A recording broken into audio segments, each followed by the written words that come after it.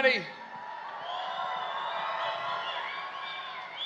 First of all, thank you so much for being here. Can I ask all of our veterans and current service members to stand up? If you stand up. What's up, brother?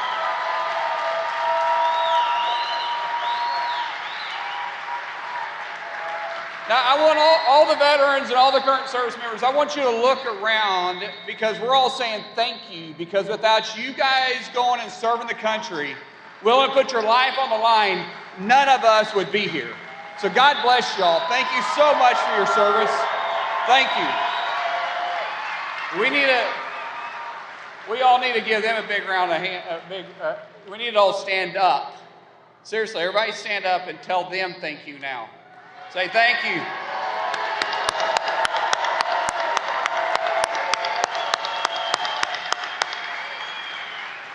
All right, guys. Now the real question is why are we all here? We're here because we're all fed up. We all know that the Harris-Biden administration has failed America.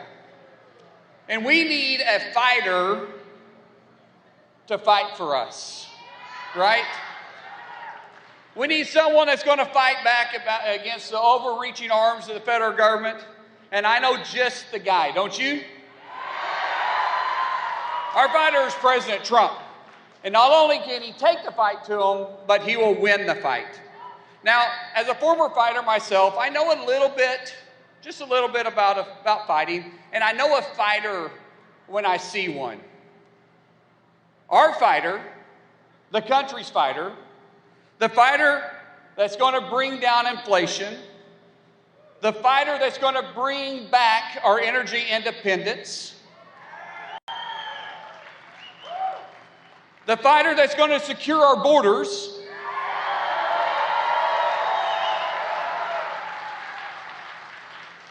the man that showed great leadership and courage during an assassination attempt, the man that stood up and raised his fist in the middle of the air for all Americans and said, fight, fight, fight. That's my friend. That's our president. And that's soon to be the 47th president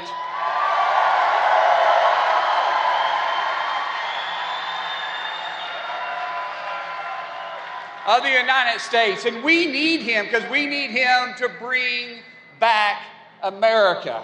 We need to come back and make America great again.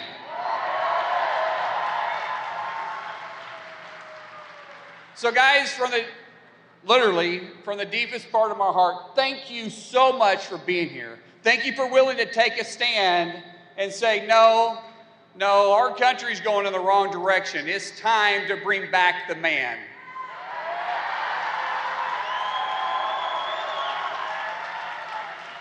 So may God bless you. May God bless President Trump. And may God bless the United States of America.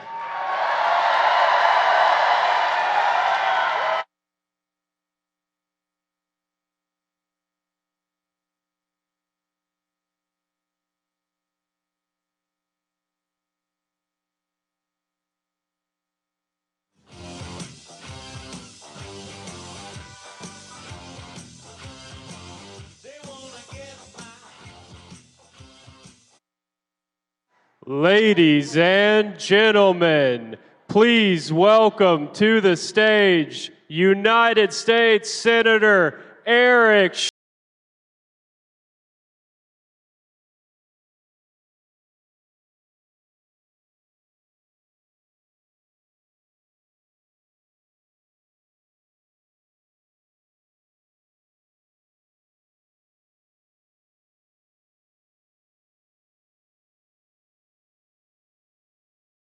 How we doing?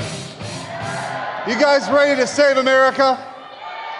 We're just a few days away. We are just a few days away. Look at all the joy in this room. There's so much joy.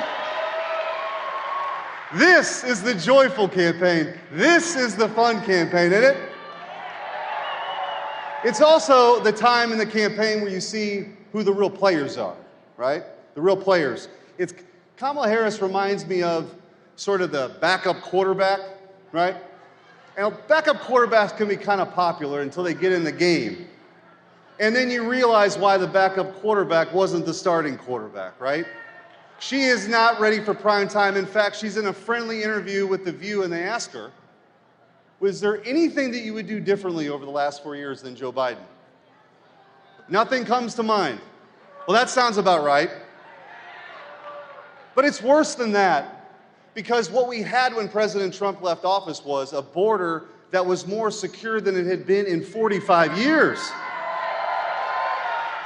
Working families across this state and across the country were making more money. They could afford the food on the table. They could afford the car insurance. They could afford all the things that's part of the American dream that now every single week there's sticker shock. It doesn't have to be this way. And their ideas are more radical than that, folks. If they get into office again, Kamala Harris fully supports taxpayer-funded sex change operations for illegal immigrants and prisoners. Those are her words.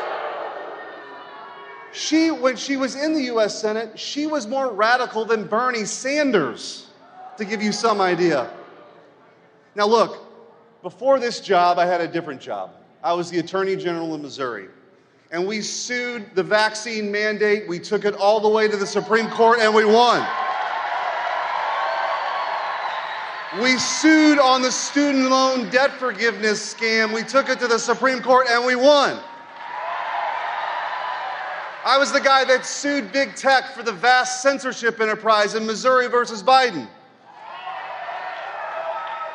So I know something about what it means to fight. And I've never seen a fighter like this guy you're going to welcome on the stage, Donald J. Trump. When he was shot at just a couple of months ago, his first instinct was to stand up and yell, "Fight, fight, fight." So how do we honor that? Well, we're here today, but that's not enough. Because if you haven't voted already, or you have voted, you need to vote, obviously. This is get out the vote time. You need to vote. But after all these great speeches are over with, get on your phone. Text 10 people that you don't think have voted. Make sure your family members vote, because we can have good polls, and we can have great rallies, and they're all very important. But the only poll that really matters is on Tuesday night, when we elect President Trump, the 47th President of the United States. Ladies and gentlemen, let's go do this. God bless you, and God bless the United States of America. Let's go.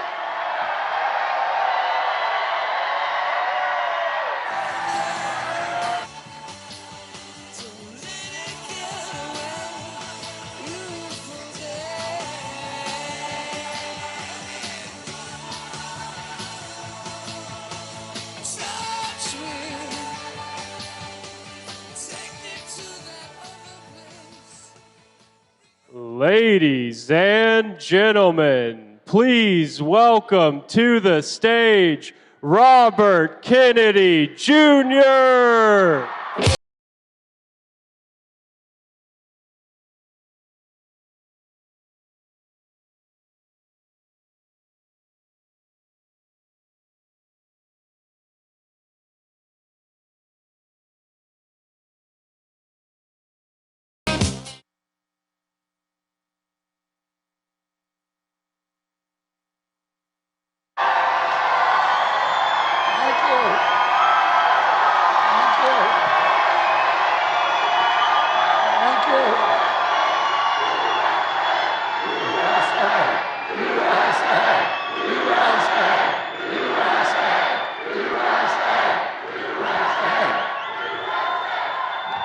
Thank you very much, Michigan.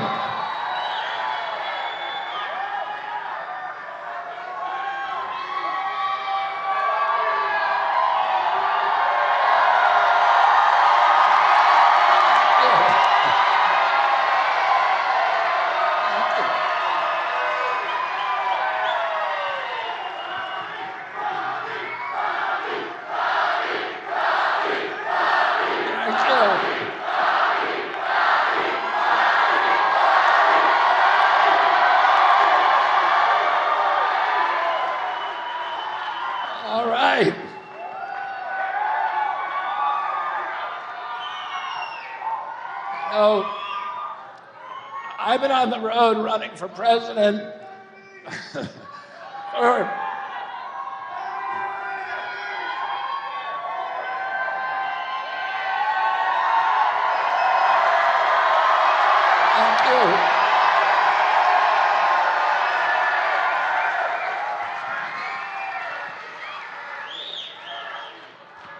So I've been on the road running for president, first a Democrat, then as an independent, and now for President Trump, 19 months. I've been to 48 states, and all the polling when I was running as a Democrat and independent showed that I was taking more votes away from Donald Trump than from President Biden or Kamala Harris. President Trump never treated me uncivilly. He was always very kind and civil toward me, and always very friendly, and he never litigated against me. The Democratic Party started suing me almost on day one. They sued me to keep me off the ballot. In 10 states, they spent $10 million. I spent $10 million trying to get on the ballot in places like Michigan. The day that I endorsed President Trump, the Democratic Party changed and began suing me to keep me on the ballot. And it's election interference. They know I'm not running for president, and they're just trying to confuse people. 2 days ago, I lost a case in the United States Supreme Court about Michigan and Wisconsin, and the DNC won that case, and they're forcing this state and Wisconsin to keep me on the ballot.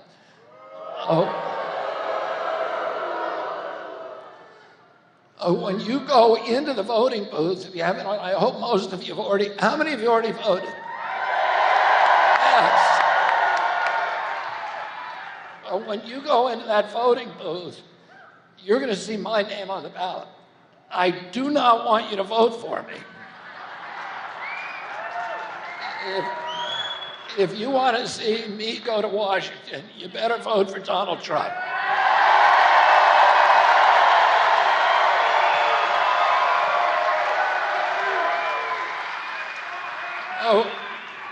When I was 10 years old, my uncle was president of the United States.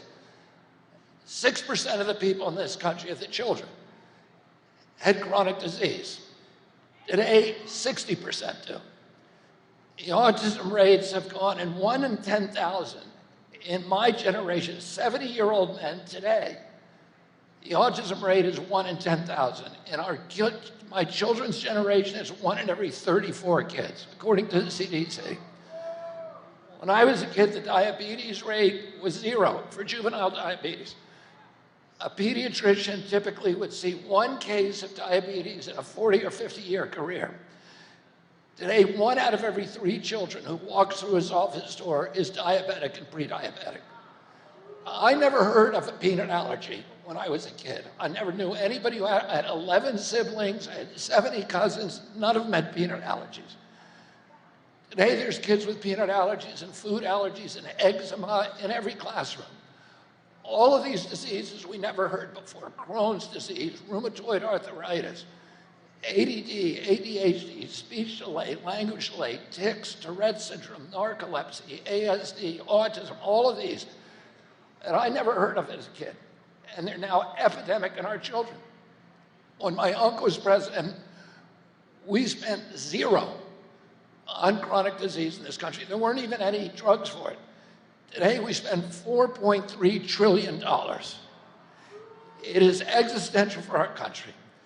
And 77% of American kids cannot qualify for military service today because of chronic disease epidemic and obesity. The obesity rate when I was a kid was 3%.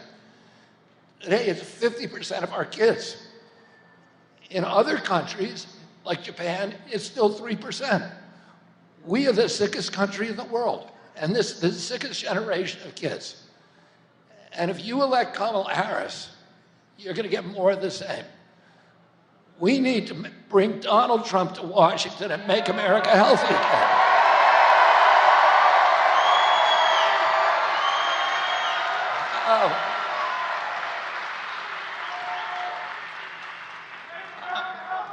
I started working on this issue in 2005. And I was seeing kids. I know what a healthy kid's supposed to look like. I know what a child is supposed to look like. And our kids don't look like that anymore. They're so damaged today. And all of you, how many of you know a kid with chronic disease? Raise your hand. Most of us know people with chronic disease, and this is not normal. This is not what our children are supposed to be looking like. For 19 years, I pray every morning, without a single exception, that God would put me into position to end this chronic disease epidemic.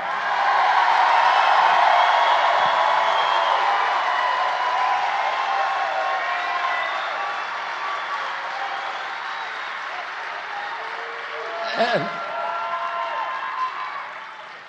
in August 23rd of this year, God sent me Donald J. Trump.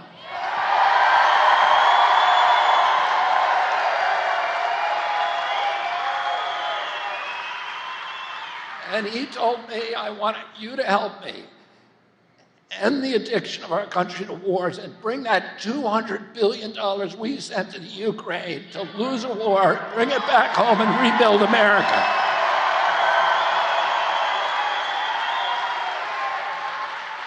And he said he wanted to end the censorship. He wanted to end the surveillance. He wanted to end the weaponization of American enforcement agencies against the American people and against our democracy.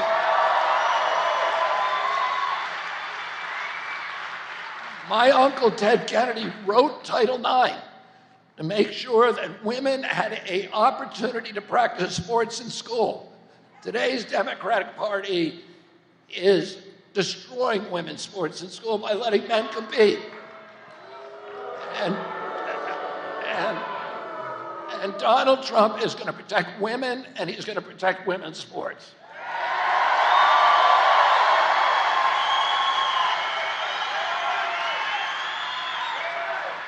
And he told me that he wants to end the chronic disease epidemic and make America healthy again.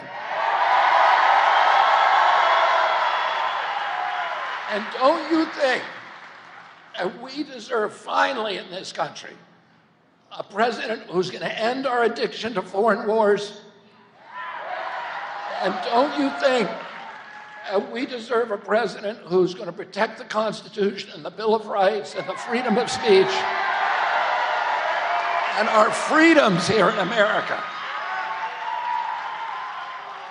And don't you want a president who's going to get the corruption out of the government and the corporate control and get the 1,000 ingredients that are in our food that are illegal in Europe? And don't you want a president who's going to make America healthy again? A president who's going to make America great again? And let's get to the polls on Tuesday and elect Donald Trump in a landslide. Thank you very much.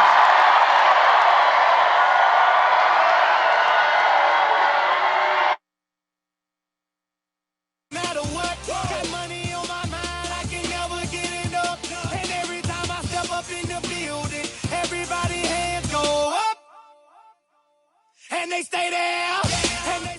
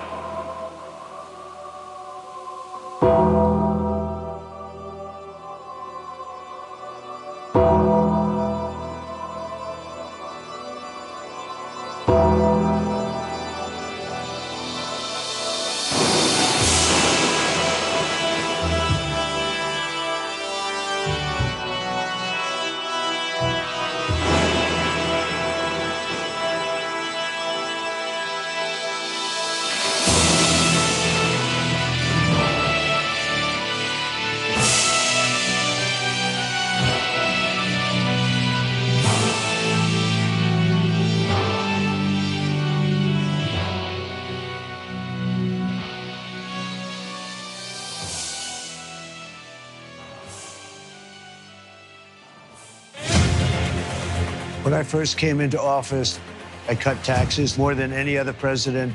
We have created 7 million new jobs, and it led to a growth like we've never seen before. We developed the greatest economy in history by far. When I left office, it changed. Inflation destroyed the lives of so many people. Interest rates went from 2% to 10%. Millions of illegal immigrants, traffickers, and drugs coming into our country. Our country has gone to hell.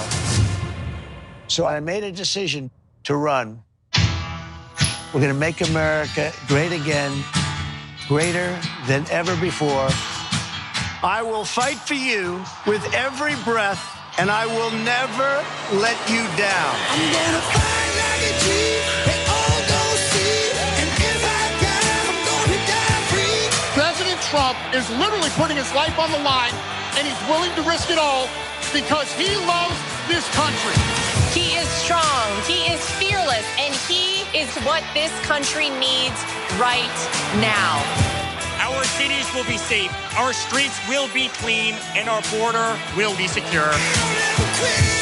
We can't allow our country to be destroyed by politicians who will put their own power ahead of the interests of the American people, our freedom, and our future. The left told me to hate Trump. When you cut through the lies, you realize the truth. American families were better when Donald Trump was president. We were safer, wealthier, and stronger. So if you love this country, if you want to stand up and fight for the future of our nation, you must re-elect Donald J. Trump.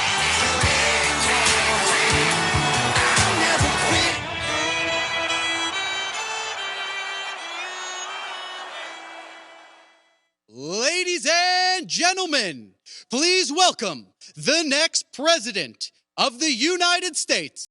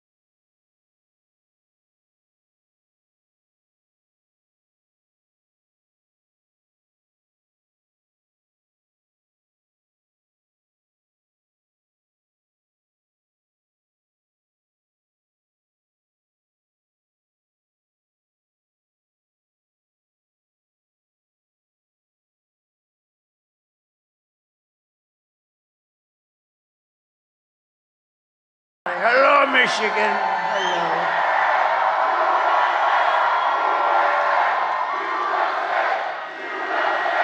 Thank you very much. Thank you. Thank you. Well, we're not going to have this too much longer. You know, we're winding down. We're winding down. 9 years we've been doing it, right? And now we're winding down, and hopefully we'll be going to the next phase, which is turning our country around. Because we've got a little bit of a mess to take care of, don't we, huh? A little bit of a mess. But we'll get it done, and we'll get it done right. But we're going to miss these rallies, aren't we, huh? But there'll be even better rallies in a different form. I think we'll say that, right? Front row Joes.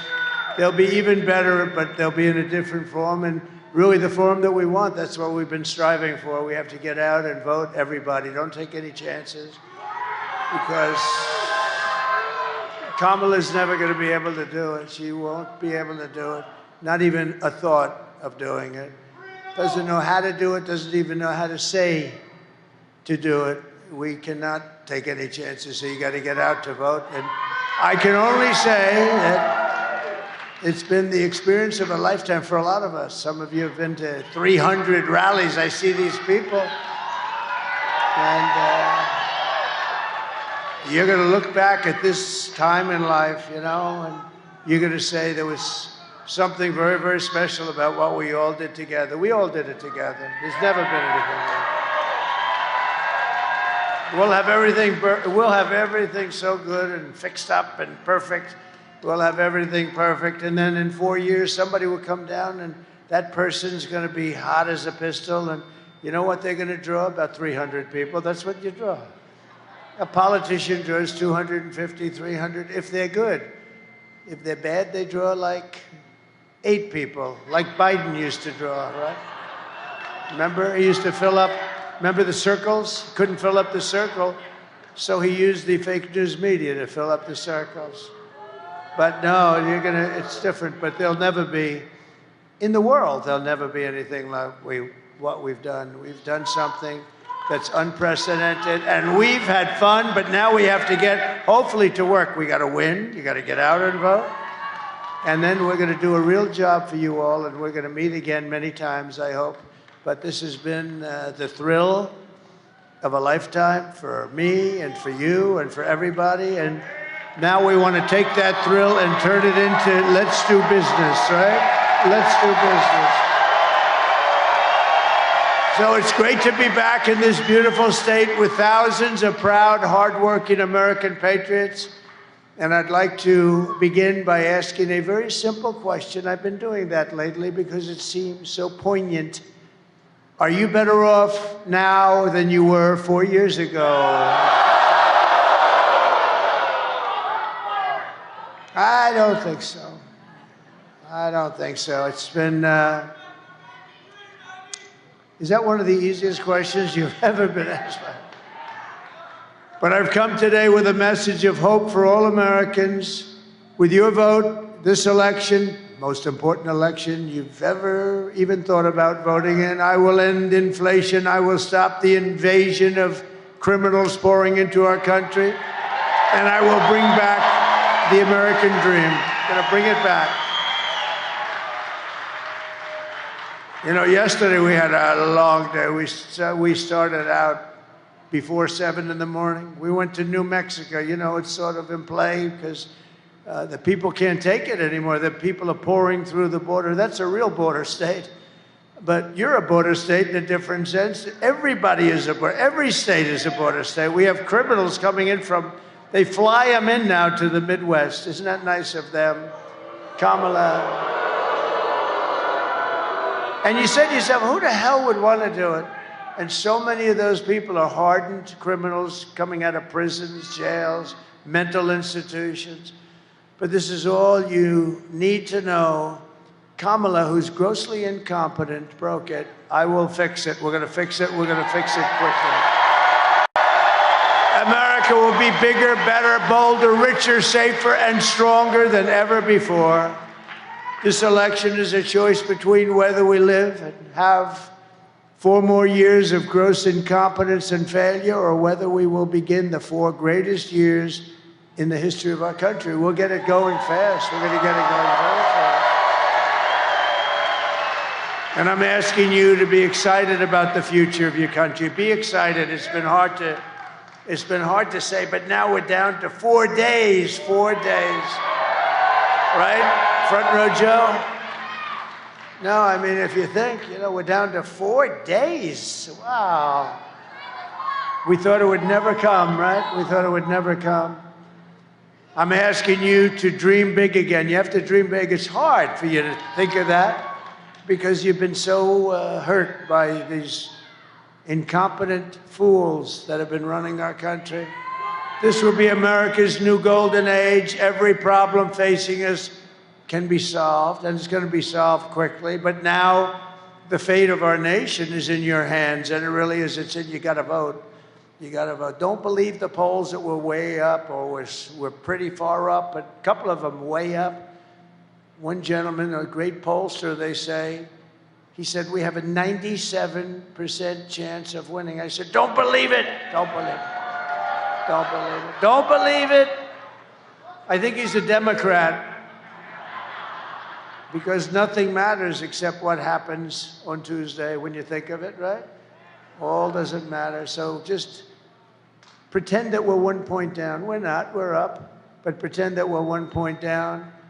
On Tuesday, you have to stand up and you have to tell Kamala that you've had enough. You can't take it anymore. You're the worst vice president in history. You're the worst border czar in the history of the world. We're not going to let you destroy our country. Kamala, you're fired. Get the hell out of here.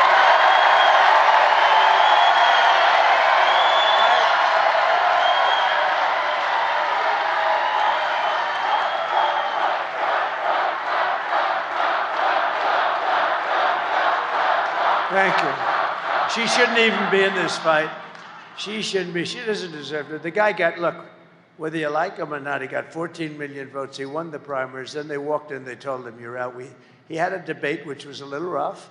And then but that's his prerogative. It just happens, right? And they walked in, they said, you're out. And he said, no, I'm not. I won't leave. You're out. Get the hell out. You're out. And they were not nice to him, by the way. I know exactly what went on. Don't forget, I know all those people that are in the surrounds very well.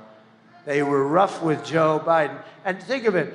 He got 14 million votes, and they're telling him, get the hell out. And then they give it to her. And she came in last in the Democrat primary, right? She came in last. She was 22 people, Mr. Ambassador, 22 people.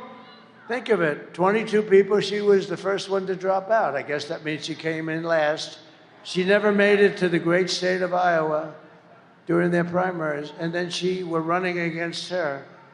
It's actually not fair to him. It's really not fair to him. That's no way. He's got the right. Who cares? Who said that? That's a great line. Who the hell said that? That's he goes, I'm going, I've become such a nice guy all of a sudden. I say, it's not fair to him. And this guy shouts out, who cares? Who the hell cares? Who cares about him? I guess he happens to be right. That's very good. Thank you for adding so much spice. That was a good line of stuff. Who cares? But he did get screwed, let's face it. No, they came in. They should have picked somebody else. They could have picked the one that came in first, runner-up. You picked first. You know who that would be? Crooked Bernie, right? Crooked Bernie. Crooked Bernie Sanders, he got screwed twice. He got screwed with Hillary. I think he's one of the best sports, though, because he got terribly taken advantage of with Hillary, and she won, and he went back, and he just kept being very liberal. By the way, he's far less liberal than Kamala. You know that, right? She's rated the worst, most liberal, crazy person in the U.S. Senate. She's more so than even Pocahontas, who's very, remember, she said, my mother told I was an Indian. How do you know you're an Indian? Because my mother told me I have high cheekbones. You believe it? I actually think that's a racist comment that she made. I think that's a racist comment. Everything we have been fighting for these past 4 years comes down to the next 4 days. Can you believe it, right? We've been setting records in the early voting, but we can't let up. In-person voting in Michigan ends on Sunday, and if you're not going to make that, you got to get there on Tuesday. Okay, who's voted? So who is going to vote? All right, 60-40, that's not bad. That's a lot of votes. You got to get the hell out and vote. Because it's now or never. If we don't do it, it's never going to happen again. You know, there are those that say that if we don't win this election, you may never have another election in this country again. That's a possibility with these radical left lunatics that we're dealing with. Crazy, crazy Nancy. You want to marry me? She wants to marry me. What the hell's... Well, let me ask the First Lady if that would be okay, because it's okay with me, but I have to get permission. Thank you. That's cute, actually. So get everyone you know. Vote, vote, vote. Get everyone you know. There's a woman named Jane. I saw her backstage. She's got a husband who's not in good shape at all. And I asked her, are you going to vote? Yes, sir. And I asked the husband, are you going to vote? Well, I don't know. We have a game. And he said, no, this is the biggest game of all. This is 1,000 times. You know, what we're doing is 1,000 times bigger than the Super Bowl. It is.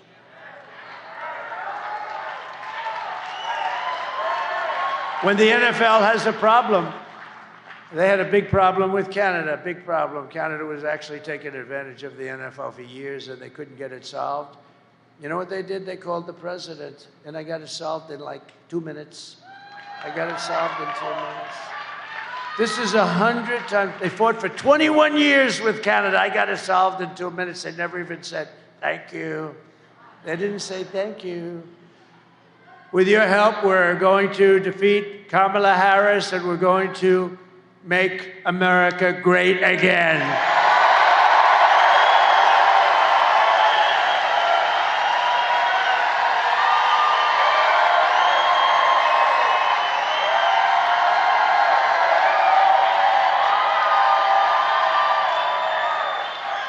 I'm studying my hair. It looks not so good today. It's not a good hair day, but who cares? Not a good hair day for me. Ay, ay, ay. Oh. I don't want to look. But we have breaking news. It's actually bad news. It's only good for one thing. If you happen to be running against the stupid fools that created this news, it's bad news. Bad news for the country. It was just announced a little while ago that brand new jobs report proves decisively that Kamala Harris and Crooked Joe have driven our economy off a cliff. And if she gets 4 more years, your family is you're never going to recover from these stupid people.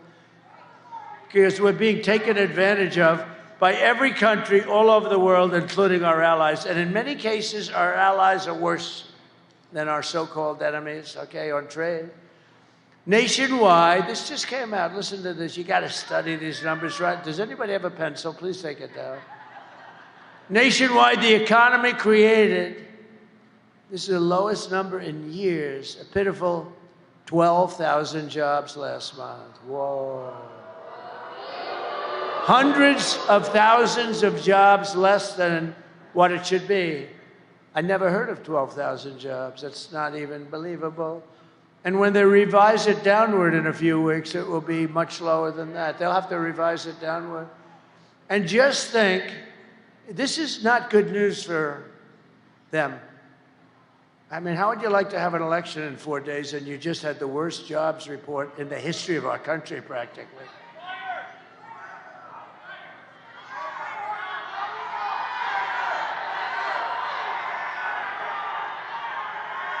Now think of it, you're running for office, they announce, you know the best thing they have going? The fake news, because they won't even write about it. The fake news.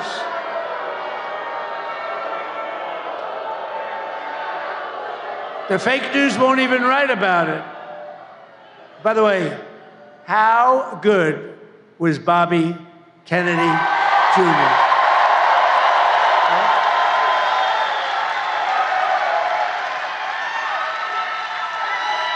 How good was he?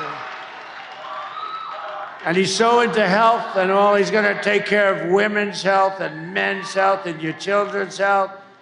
I said, you could do anything. You just go ahead and enjoy yourself. But just do me one favor. Leave the liquid gold alone. Let me handle that. We're going to make a fortune. We're going to make, Bobby, please leave that alone, Bobby. Just let me handle that. Oh, we're going to make so much money. But just think, a few months ago, they fraudulently claimed, do you remember this? 2 months ago, 818,000 jobs were created when, in fact, there were none. It was a fraud. There was a fraud. And people reported it to the FBI, but the FBI decided to do nothing. Are you shocked to hear that? It was a total lie, and they thought they'd be able to get away with it right through the election. But fortunately, there was a person known as a whistleblower. I knew I liked whistleblowers on occasion.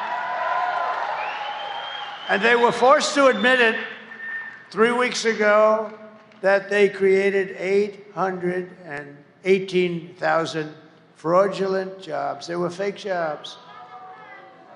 And everybody said, oh, the economy's finally coming back. No, it's not coming back.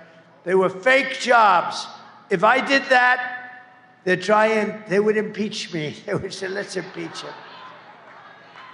But now they've just revised past jobs, okay, by an additional 118. Now, they just announced yesterday that they're going to have to reduce them again by 112,000 because they were fake jobs too. This administration is a big, fat con job. The whole thing is dishonest. It's all misinformation and disinformation. That's almost 1 million fake jobs that never were here. And they wanted to wait. How would you feel if you said, well, our economy's okay, and then we vote and we have an election, and let's say they win. I can't even imagine it, but let's say they win, and then 2 days later they announced that there were 1 million jobs that were phony. How would you like that, John James? No good, right? Huh? No good. We got to do something about it. They never do anything about it. We never do. These are fraudulent people. No, but how would you like, the election's over, and we have this person that nobody ever, you hear Harris. Harris. Who the hell is Harris? Nobody even knows who the hell she is. Who the hell is she? Nobody knows who the hell she is. Harris. Ladies and gentlemen, President Harris. Who the hell is Harris? It's true. Ladies and gentlemen, Harris came in by announcing 1 million jobs more than existed. It's a fake. Like 2 days after the election, you feel down, you lost an election. And how about the other side? The other side is saying, man, they said they had a great thing going. They just announced 1 million jobs more than they had. They didn't have 1 million jobs. These are terrible people. I'm telling you, they're terrible people. But let's bring it all together. We love everybody, right? No, we don't, actually. How about her? She's always talking about, no, I want to bring the country together. Trump is Hitler. Excuse me, I shouldn't have said that. No, she's always saying, I want to go on peace, and we want to get together as a country. And, you know, the Trump people are garbage, total garbage. Oh. But we want to get together. And Trump is Hitler. And they're all racist. And they're all this and they're all that. But we want to have peace. So we want to get along. I don't even know if she knows what the hell she's saying. But it's pathetic. So Kamala failed. Economic agenda. Wiped out nearly 30,000 private sector jobs just recently, and nearly 50,000 manufacturing jobs just over the last short period of time. Did you know that? You lost 50,000 manufacturing jobs. That's better with a mic. That's better. Thank you, backstage. These mic guys, I'm telling you, I'm having a lot of problems with mics lately. I'm not happy. Get yourself a new contractor, please. And don't pay the bill for this contractor. And then they'll write a story, Trump doesn't pay bills. I pay bills. You know what I do? I pay more than I'm supposed to when they can do a good job. But when they don't do a good job, don't pay your damn bill. That's my first. Man. I got to do these speeches like 3-4 times a day for 62 days almost. And then on top of it, I have a mic that doesn't work half the time. All right. Our manufacturing sector is now in very severe recession. Almost 100,000 manufacturing jobs are killed since the start of the year. Think of that. Think of that. 100,000. That's a lot of jobs, especially when you add on the fraudulent almost 1 million jobs, right? So that's 1.1 million. 150,000 Americans joined the unemployment rolls last month. You know that? You don't hear that from these fake news people because they don't report it. They don't report it. They don't report it, just like they don't show how many people are in this room because they don't do it. Just like they don't show the videos. A friend of mine, you know, we do videos now. We made a little money. We bought some things for like $1 million. Can you believe it? I spent $1 million for some screens so you people could see better. Oh, think of it.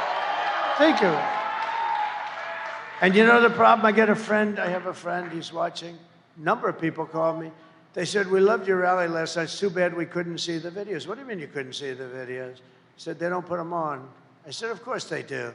But they don't. You know why? Because they're told not to. And they're told not to show the crowd size where you go from room to room, from place to place. We never have an empty seat, and nobody leaves early. But we never have an empty, you know what? We never have an empty seat.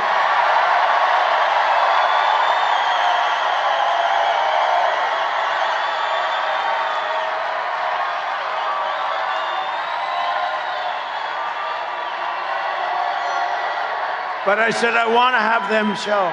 Oh, we have it out with them all the time.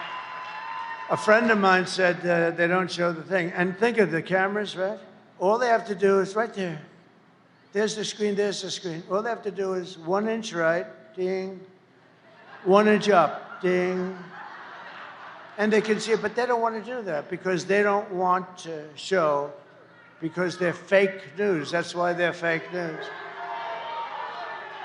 And most importantly, nearly 250,000 people dropped out of the labor force last month. Can you believe this? We're in a depression. You better hope you vote for me because I'm going to get you out of it fast. But under these losers,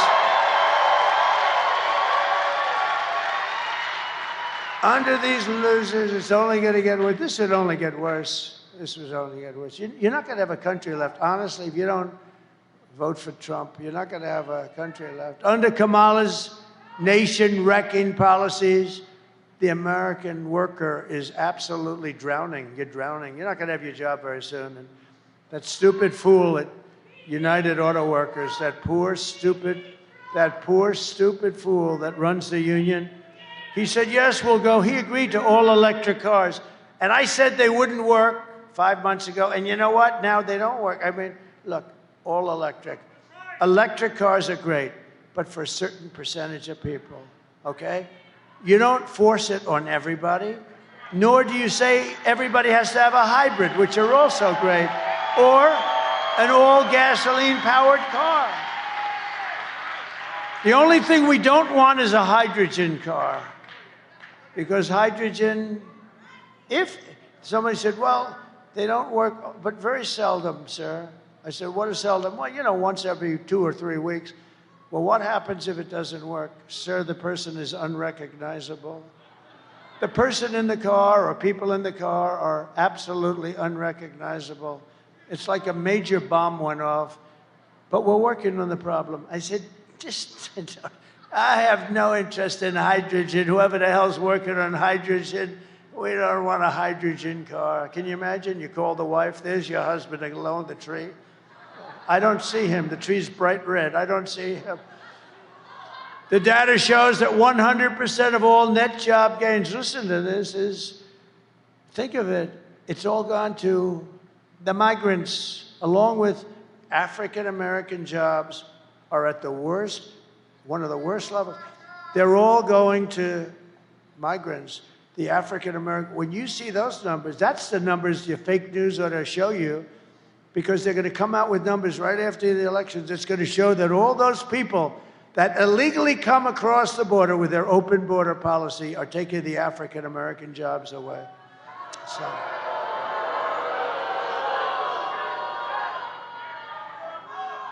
Now, can you imagine? So, you know, guys have jobs for 20 years. They've got a family. They have everything. They're doing a good job. They're good people, good workers.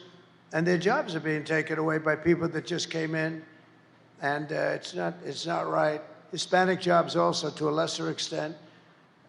Union jobs will be affected, not yet, but they will be very much so. But the African-American jobs, you ought to tell them to go get you the real numbers, because when you see this, it's going to be probably after the election. You're going to be really angry. You're going to say, you know, I wish I voted for Trump. He got me criminal justice reform. He got me the colleges, historically black colleges and universities. I took care of them. I took care of them. I took care of them. You know, every year they'd come to Washington, the heads of the guys, nice guys, a lot of nice people, actually. After 2 years, I said, why do you guys keep coming to Washington? These were the heads of the colleges, black colleges, and very important group of schools, actually. And great people that I got to really like some of them. Some of them became friends of mine. And in the third year, I said, you're here again. Why are you here? I never asked them the first 2 times. Because they make us come back every year for money because they have funding. And I said, why don't they give you a long-term deal? He said, they would never do it. I said, I'm going to do it. I'm going to give you a long-term deal for more money than you're asking, because you're not asking for enough. And I got them taken care of. And I said, the only bad thing about what I'm doing is I'll never see you again. Most likely, I'll never see you again, which is sad. But you know what? It's wrong what they're doing to you. They had to come back for years and years. They came back every year, hat in hand. One guy said they make us like beggars, These are black, wonderful people that run the universities. They run the universities. You're right. So I took care of that. I took care of so many things. But remember, the criminal justice reform, I was called by some people at CNN that I'm the only one that can get it done because I can bring some conservative votes over. And I did do that. And I got criminal justice reform done. And it was really, the black population wanted it more than anybody else because it was very unfair what was happening, and we got it done. And I'll tell you, and I made this statement, with the exception of who? Abraham Lincoln. I did more as president for the black population than any other president in the history of our country.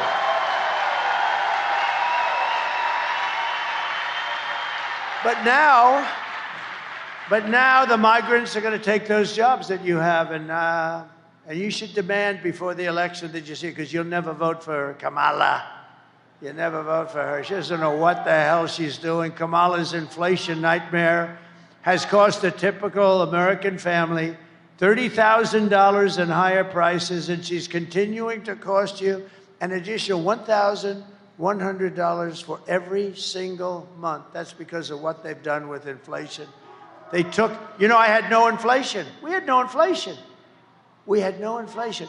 We went from essentially no inflation to the highest inflation in the history of our country. And then they say they're going to vote for these fools. They're not going to vote for these fools. Remember, I had virtually you had no problem. You were making money, you were putting money away, you had money left over, you could go out shopping, and your prices weren't quadrupled for a sausage, for a piece of lettuce, for an apple. Now the prices have gone so high. Everyone tells me about the word groceries. For groceries, cars, look at the price of cars. Look at the price of education. These schools I mean, they're going crazy with the education prices. They're going absolutely crazy. But I had no inflation. I had prices stable. We wouldn't put up with it. We would talk to people, too, if they, were ripping you off. We would talk to people. We had smart people, the best people. And now look at what happened. The inflation is eating everybody alive. It's eating especially our senior citizens. That's why I do no tax on Social Security benefits, because it gets you back to even.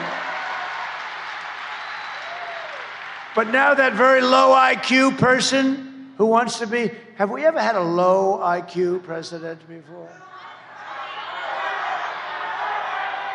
You have to know the opposition. You have to know President Xi, the press hates when I say it.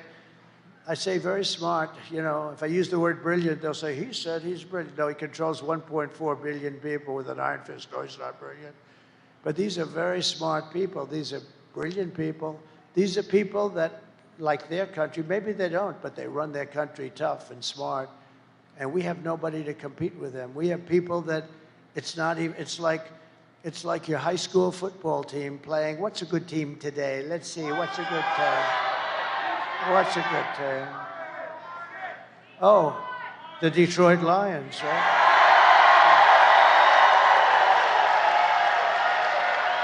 I couldn't have said that 2 years ago. Good. I got bailed out. I'm trying to say, what the hell? The worst thing you can do is mention some team that's not from the area. And I'm saying, oh, shit, I'm in Michigan. What the hell am I going to do? I'm stuck up here. See, John, she wouldn't be able to figure that out, She couldn't even get off the stage when she said, we have 32 days left. Remember? The teleprompter froze and she couldn't get off the stage. No, it's like your high school team playing the Detroit Lions. That's right. That's a pretty good team. They did a good job after so many years, right? They did a good job. See, that's what good management is. You get the right people. It's the same thing in government. You get the right people and good things happen. But now, Kamala wants to impose the largest tax hike in American history and raise your taxes by at least $3,000 a year. It's much worse than that, actually, because she wants to terminate the tax cuts that you've gotten. I stand before you today as the only candidate who can, we're going to rescue this thing. We're going to be able to do it, and it's going to happen fast. It's going to be rescued. Your prices are going down. We're going to drill, baby, drill. We're going to bring prices down. Who can rescue our economy from total obliteration and restore our country to full prosperity, explosive growth, and maximum strength. It is about growth, It's about growth. It's about some proper cost cutting. You know who we're going to use for that? Elon. He thinks he can find $2 trillion, only Elon. Anybody that can have that rocket come down the way it came down, that sucker. Right? How about that? How cool was that? He's the only one that can do it. Cutting 2 trillion, finding 2 trillion is easy when you can do that, and he wants to do it. You know where he is right now? He's campaigning in Pennsylvania for Donald Trump. How cool is that, right? How cool. No, he's cool. He wore that black hat. Remember the black hat? He called it dark MAGA, right? Dark MAGA. You'd look good in that hat. He called it dark MAGA. He looked cool. You know what happened? I don't think we sold one dark hat in 2 years. I didn't even know we had them. You want to know the truth? And everything's subtle, where it says, make America great again. It was also in black. So you had black on black. That's called very subtle. And he wore it and he loved it. And he did great. He made a speech, did great. We had 107,000 people in Butler, PA, right? Honoring the firefighter, Corey. Honoring Corey the firefighter. 107. And Elon got up and made his speech, and he did a good speech. He said, I've never seen so many people. I've never seen anything like it. And then, because, he comes sort of out of a laboratory. I mean, what he likes It's where he feels comfortable. All of a sudden, he's on the stage. He's got all those people. And he's wearing the hat. I said, what is it? He said, Dark Mag. I said, listen, that hat looks great, Elon. Okay. So I sold like 2 hats in the last year, Dark Mag. Nobody bought them. We had a run on the hats. They sold 71,000 black hats. Can you believe it? 71,000. You make money with money. It's the way it is. It's a hot item. Anyway, his just released numbers plainly indicate our economy is a total disaster and is expected to get very substantially worse. It's a wonderful time for me to come in. You know, this is what I want. No, I would have rather come in when things are going in the right direction, but we're gonna get it straightened out fast. It's gonna be, we'll have the best economy you've ever had. You know, the stock market's going up. Scott Bessent, some of the smartest analysts on Wall Street said it's only going up for one reason, because Trump's leading in the polls and everyone thinks Trump's going to be president. They think Trump's going to win the election. That's why it's going up. Now, here's the bad news. They say if he doesn't win, you're going to end up in a depression. Wait till you see that. It'll be a 1929 style economic depression that will absolutely crush your incomes and all that stuff. But we're not going to talk about that because we want to make sure we win. And when we win, you are 4 days away from the best jobs, the biggest paychecks, and the brightest economic future the world has ever seen. You're going to be great. You'll love it. And we will end Kamala's economic disaster and launch a brand new Trump economic miracle. You know, Steve Moore, a great economist. He's great, actually. He is a great guy, right? He is a great guy. He just wrote a book called The Trump Economic Miracle. Just came out. It's a bestseller. Go buy it. It's great. I mean, it's a great book. I mean, what the hell? It's like $20. It's $20. Give the guy $20.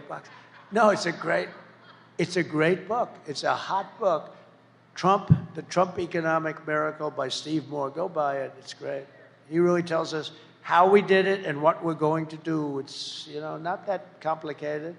I will massively cut taxes for workers and small businesses, and we will have no tax on tips, no tax on overtime, and no tax on Social Security benefits for our great seniors. And you know, they're going to claim Donald Trump has a conflict of interest because I'm a senior and I'm giving. They're going to say he only did it because he didn't want to pay tax. Oh, they'll come up with something. They'll say there's some reason that he did it. No, I think, you know, the fixed income seniors, which is 96%, you don't look like a senior to me, let me tell you. You look like a good senior. But I don't feel like a senior. Does anybody feel like a senior? I don't feel. I feel better now. I think I'm sharper and better now than I was 25, 30 years ago. You know? I do, I swear. I'll let you know when I don't. In fact, you'll probably know before me. All you have to do is watch. There'll be a day when you get up here, you say, where am I? Like Joe did, right? Where am I? Where are the stairs? Where the hell are the stairs? Oh, there they are. You'll know. I think I'll know before you, actually. I think I will. And but I think we have a long way to go. Good parents. You know, it's nice to have parents that lived a long time. Because if you believe in that, right? I do. I believe in that. It's called genetics. Genetics is good. Not everything, but it sure as hell is good. It's better to have good genetics than bad genetics, right? And I will support a tax credit for family caregivers who are amazing people who take care of a parent or a loved one. And you know, if we didn't have family caregivers, we wouldn't have enough hospitals. If we doubled our capacity, we wouldn't have enough. These people do so much, and we're going to get them a tax credit. To rapidly reduce inflation, I will end Kamala's war on American energy, and we will drill, baby, drill.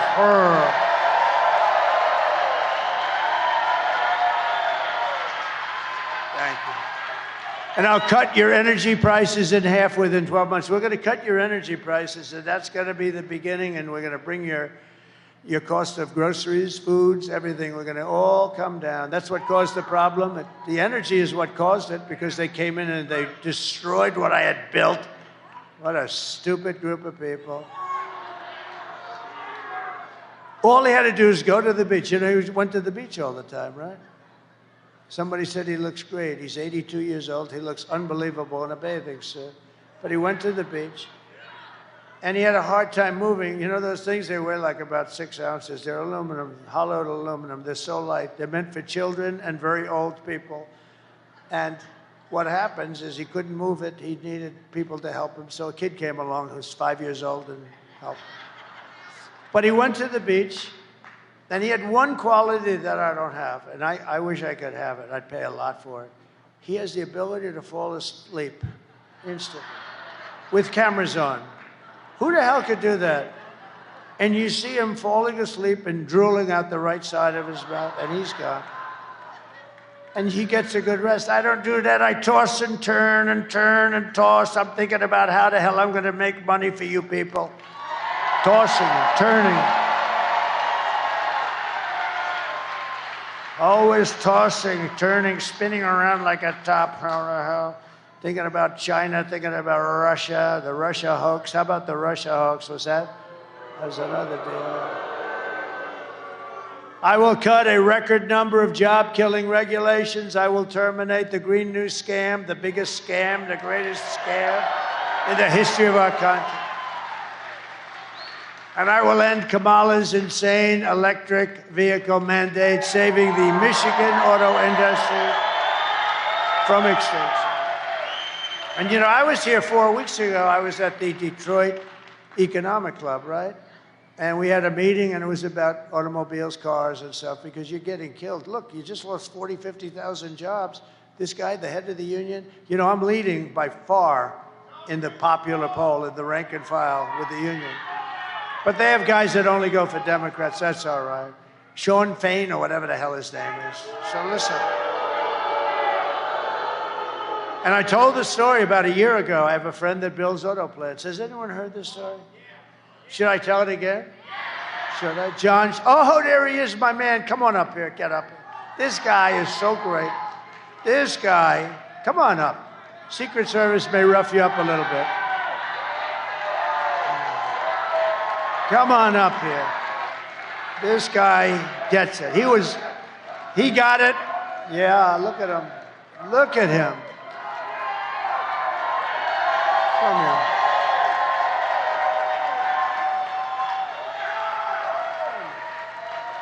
Look at the arms on him. Look at the arms. All I can say is I'm taller than him, but he has much bigger arms. Much bigger. And he's a great guy, and he loves this whole, I think you just love Detroit, you love the area.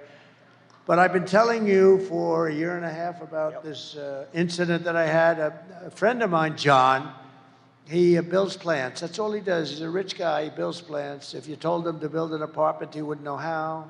If you told him to put down asphalt, he would. But he can build a plant like nobody. He builds all of them, most of them.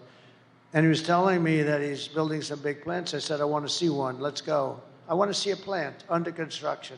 I like that. I like that stuff. I was always good at it, too. Always a good builder. I always built great buildings. So I wanted to see one. He said, well, we'll have to go to Mexico. We know the story. We're going to have to go to Mexico because all of the big plants. I said, what do you mean Mexico? What about here? No. Oh, this is a year ago. He said, really? Let me see. And he showed me a plant that's the biggest plant, I think, in the world, right? It's the biggest. It would ruin Detroit. It does probably more than all of your plants put together. It's massive, owned by China. So China was going to come in and build one of the biggest plants in the world, I think the biggest plant by far, actually, in the world, and some others, right along our border, make cars, put them into here, and you can forget about Detroit, you can forget about Michigan. It would be over. And I didn't like it. So he told me about it a year ago, and then I started thinking about it. And I said, you know, if they build that plant, and you know, they're decimating Europe, what they're doing, they're dumping cars in there like crazy, and it's being decimated, the auto industry, the manufacturing of car industry. So what happened is he said, no, this is the way it is, it's going to happen. I said, we're not going to let that happen. Because if they build these massive plants, especially this one monster plant that's so big that you wouldn't believe it. So I announced when I was at the Detroit Economic Forum, and a little before that I'm going to put 100% tariffs, and if that's not high enough, I'll make it 200%. And I announced it a little before the forum, actually, and I said, no, we're going to put 100%, and maybe I'll make it 200, maybe I'll make it 300, 400, I don't give a damn. I'll make it whatever I have to make it. And that was it. I just made the announcement. I didn't make a big deal out of it. The fake news didn't pick it up because they don't want to pick it up. But I didn't want to see Detroit destroyed, and other places like South Carolina and Tennessee and a lot of other places. But your state more than any other state, without question. And so what happened is I forgot about it. Now I'm speaking, and I see this guy, John, the builder of auto plants. And I said, I'd like to see him after I speak. So I speak. I made my speech. It was a brilliant speech. Brilliant. And I saw him. And I said, John, how's that plant going that you're building in Mexico on the border? He said, sir, they've canceled that plant last week. They're not going to build it. Because they think you're going to win. And they think you're going to put tariffs on the cars. And therefore, they're not going to be able to bring any cars into the United States. And they said, if Trump wins, this thing is not going to work at all. So, but I'll tell you what, that plant will go up so fast if there's a mishap. Here's the good news. There's only one way there can be a mishap, and you know what that way is. And I hope to hell that doesn't happen. I hope to hell that doesn't happen again. So I'm just proud of this guy because he's been on my... I didn't know who the hell he is. I didn't know who he was. All I know is he has very good, strong arms. I'm impressed by his arms. He's a strong guy, but he was a good guy and a smart guy. And he was against the electric cars because he said they're going to be made in China. You know, you're going to get 2 good years, and after that, nobody's going to work. Did you see 37,000 auto jobs were cut this month? 37,000. I got more news for you. Well, you can tell them, okay? You tell them. So here's the story. They're not building the plant. We're going to build those plants here. Okay, guys, listen. President Trump is telling you the truth about when we met, and it was a year and a half or so ago, and he asked me questions. He said, how does your industry like these EV mandates? And I said, sir, they don't like them. Nobody wants to buy those. You know, we're not only auto workers, we're consumers too, right? We don't want to drive those things. How do you pull a trailer with 4 snowmobiles on it up to Traverse City when it's 5 degrees below zero in an EV? You can't do it. But Kamala Harris thinks she knows better than the experts in Detroit. She wants no more combustion engines, internal combustion engines, produced by 2035. Because she's smarter than the engineers at General Motors, right? So President Trump gets it. Every time we met, we started talking backstage, and he would ask me questions. I'd give him feedback. We'd talk back and forth, and it became kind of a regular thing. So I got in the habit of coming up here and kind of giving him updates on how things are going in the auto industry. I was holding a rally every week outside of a different auto plant in the Detroit area, with a lot of these guys behind me. And we were talking to auto workers all summer long for 4 or 5 months. And I would ask them, I'd do my own poll, what's it like inside? Are they voting for Trump? How's our support? I'd say, do we have majority in there? They'd say, majority? You got 65 or 70%. We're not voting for Joe Biden and then Kamala Harris. So don't believe anything you read in the newspaper. Don't believe anything you see Sean Fain talking about. The auto workers, UAW members, are voting for Donald Trump for president. Okay. That's the good news. That's the good news. But now I got some bad news for you, and this is going to really tick you off and motivate you to get your friends out to vote. Yesterday, Ford Motor Company sent out notices to all their workers at the Dearborn Ford pickup truck, the Lightning, 100% electric vehicle. They laid everybody off till next year. All right? So those people, through the holidays, Thanksgiving, Christmas, New Year's, are unemployed. We don't know when they're coming back, but it won't be at least until next year. So I don't know if you saw that news. Now I got some other news that the people in the back there don't like to talk about, but I'm going to pass it on. Now this is big news.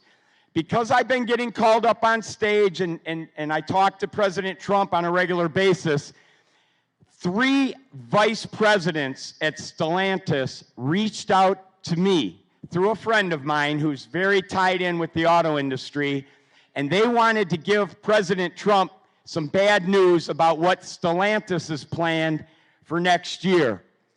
But they would only do it on the condition of 100% complete anonymity, because they would be fired and lose their jobs if it came out that they had leaked this information because they had signed non-disclosure agreements. Now, these are not people on the assembly line. These are not high-low drivers like I was. The one gentleman that, the lead of these 3, is a vice president of manufacturing. Now, he recently retired, but they told me, and they sent me all the data and information to back it up, and I've gotten it to the proper people that can vet it, check it out, corroborate it, and make sure it's all legit and accurate. But they told me that the expansions, quote-unquote expansions to the plants in Mexico that Stellantis is currently working on to handle additional capacity, those are going to be the only capacity when they get up and running, because they're going to move all the American production south of the border to Mexico. Now remember, Stellantis is not an American company. You know, Chrysler's been used and abused like a stepchild. They were bought by Mercedes. They were bought by Fiat. Now they're owned by a French company. So they don't care about you. They don't care about our jobs. You've heard all the speakers up here today. Every job in the Detroit area relies on the auto industry. But a French company that owns Chrysler is about to send all the Chrysler production to Mexico. There's only one way to stop this. There's only one person who will stop it. His name is Donald J. Trump.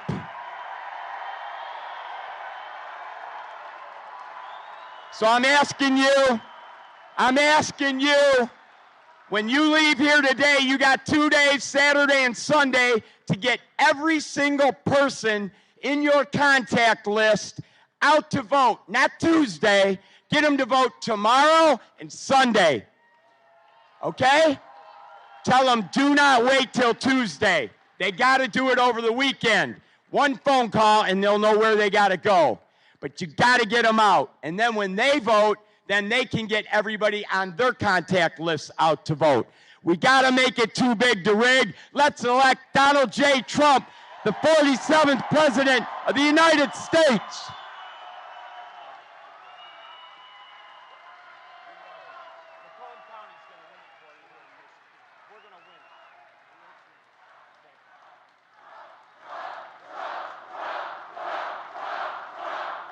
He's a hell of a guy. That guy. Thank you. So he's something. He loves the country. He loves your state. Tell Stellantis, I think I'll send him back. He's quite good at delivering a message. Tell Stellantis that if they plan on moving, we're going to charge them a 100% tariff on every car they put in, and they won't move. You know who said they're going to move? A company I buy a lot of stuff from them, a lot. Great company, John Deere, going to move big sections of their company from Iowa, I believe they said, to Mexico. And I told them, and I did it in writing, I said that if you do it, beware, because I'm going to charge you about 100% tariff on everything you make to put back. So if you're going to move from Iowa, and if you're going to move from Iowa to Mexico, and then you think you're going to make it in Mexico and sell it over here and sell it at that cost, not going to happen. We're going to do a 100% tariff. they announced, I believe, that they're no longer making the move, didn't they? I think that's what I heard. Somebody told me the other day that they announced that they're not making the move. Why would they make the move? It'll cost them much more to make the product over there when we do this. In other words, we're going to use that. Look, the most beautiful word in the dictionary to me is tariff. I think it's the most beautiful word. It's going to make our country rich. And these stupid people, look, politicians, there's only two reasons why they wouldn't want to use tariffs. They're stupid or they're corrupt. There's no third reason. They're either stupid or they're corrupt. I just stopped the largest plant in the entire world, which would destroy your state. I think this plant made more than all of Detroit put together. You know, it's a big, and I just stopped it, and I'm not even president yet, okay? Think of what I could do when I'm president. But I have to find out. But I'm telling you, I told John Deere, we told them very strong. We said, look, you're going to move out of Iowa. We're putting about 100% tariff on anything you make. There was a different kind of a plant. There was parts and this and that. I said, if you're going to do that, we're putting in a tariff. And that was it. I sort of went on to other things like how to get elected very easily. And I heard 2 days ago that they're not going to build the plants here. So it's pretty good, right? It's pretty good. But you're a hell of a guy, I tell you. He's a friend of mine. I'll make interest on car loans. So here's the thing I thought of, and it's funny, it's not that complicated. It's going to do tremendous good for your area because here's what I'm doing. I thought of this idea, and then I expanded. You know, a lot of times you have an idea, and then you expand. I was always good financially, and I was always very good on construction. In this case, construction doesn't matter. It's finance that matters. And people call me up. It doesn't sound complicated. They from Wall Street, 182 IQ guys, brilliant guys. Where the hell did you ever come up with that idea? Like, as an example, no tax on tips. I did that, everyone went crazy. Nobody ever heard of it before, right? No, it's true. And then that dumb woman, very dumb woman, that low IQ individual, like 2 months later stood up, today I'd like to announce that we're not going to have tax on tips. And she got booed out of the place. You know, it didn't work. You never heard a second. Nobody talked about it after that because she was so. You know, I don't like. I mean, the one problem with what I do is, I do it and then somebody else copies you, but they don't have the brain power to get it done. So I had this idea, but then I had a better idea using the first idea. But it's all pretty simple. I'm going to make interest on car loans fully tax deductible. That's it, right? And people say, where the hell did you ever come? Isn't it funny? It's like the paperclip, you know? Years ago, long before you, youngster, years ago, somebody came up with the idea of the paperclip. I think 129 years ago, a long time ago. And he had a little piece of steel, metal, whatever. He bent it around, start selling it. So, and everybody saw it. And they said, why the hell didn't I come up with that idea, right? The paperclip. But this is sort of like that. So that's fully deductible. That's going to be unbelievable. But here's the problem. I don't give a damn if they buy a car in Japan or China or South Korea. What the hell good does that do for us? So then I came up with phase 2 of the same idea, fully tax deductible, but only if the car is made in the U.S. Wow.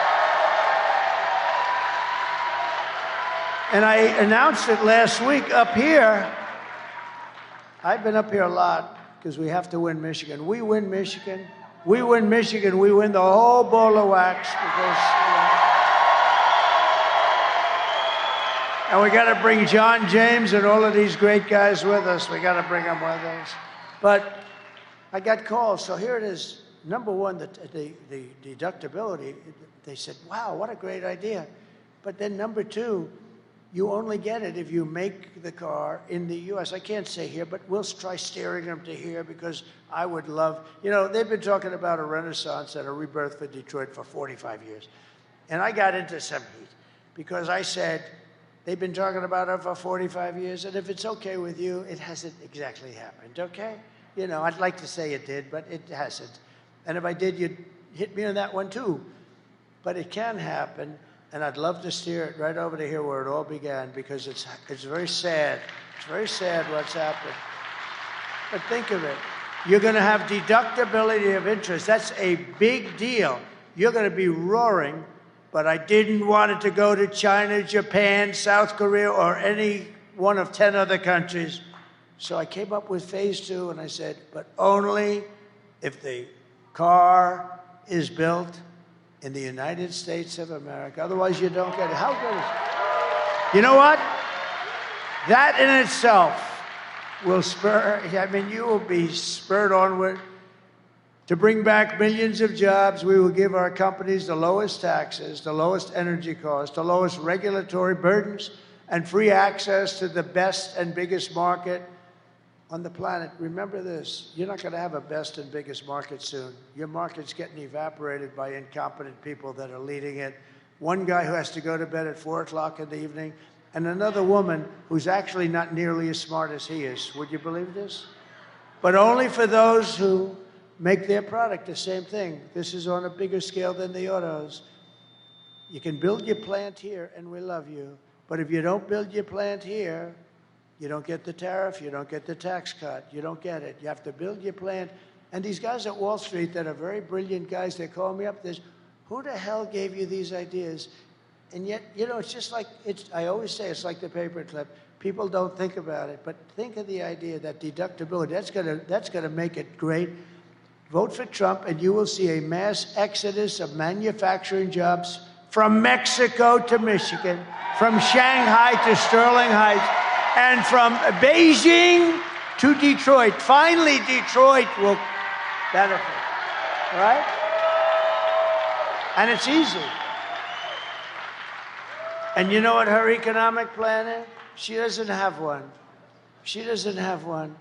She wants to tax companies. You know what happens when you tax them? They leave. A lot of these big companies, you know, they're run by they live in Switzerland. They have very glamorous lives. They have the life that I could have had if I decided not to do this, actually.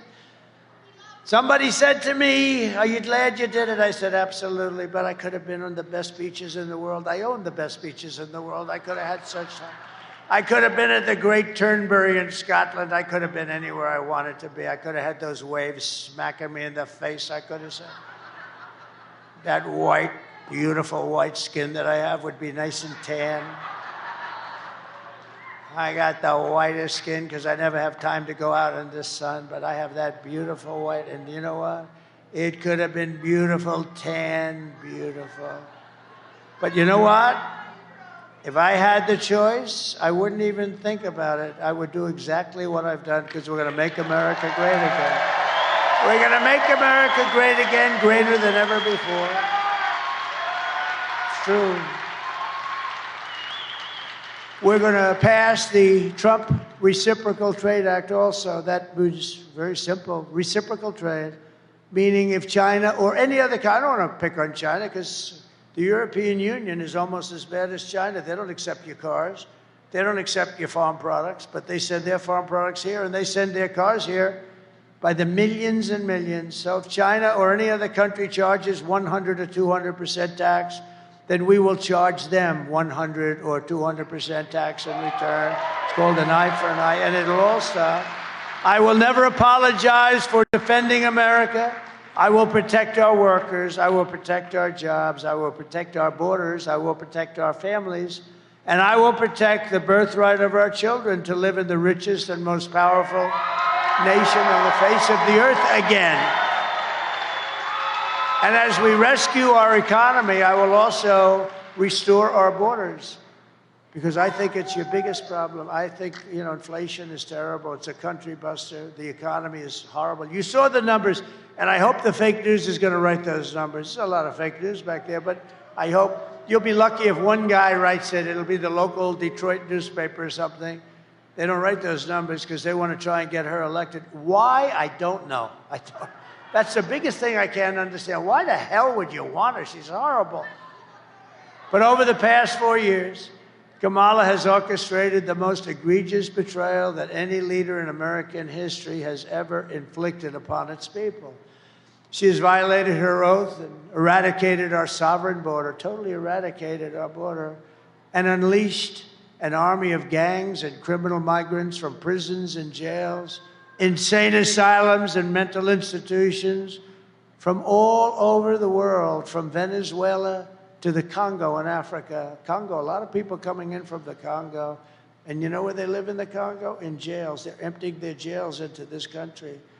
But they're doing it all over the world, in Asia, in the Middle East, and in South America. Venezuela's released big portions of their jails into the United States. And I'm surprised they haven't done more yet. They will. It's going to all come in. You'll have 100%. But I would have done it faster than them. I would have done it if I were them. Why would I keep these prisoners for 60 years? The killers and murderers and drug dealers and everything else. They've released them all into the United States. And you know what? Their crime has gone down by 72%. They've gotten their crime. They've gone into their cities, Caracas and cities, and they've taken the gangs and they've removed their gangs and they've put them into your country. Can you imagine? And this woman and this guy, but she was in charge of the border. Remember, she was in charge of the border. He put her in charge of the border. She is the border czar. She doesn't want to say that because it's been so bad. And by the way, the Border Patrol endorsed me a few days ago with the strongest endorsement they've ever done. They actually said, I'm the greatest president in the history of our country. I said, are you talking about the border? They said, no, the border too. You're the best we ever had in the border, but you're the best president in the history of our country. And then I said, does that include Abraham Lincoln, George Washington? Does that include everybody? How about Lincoln, Washington?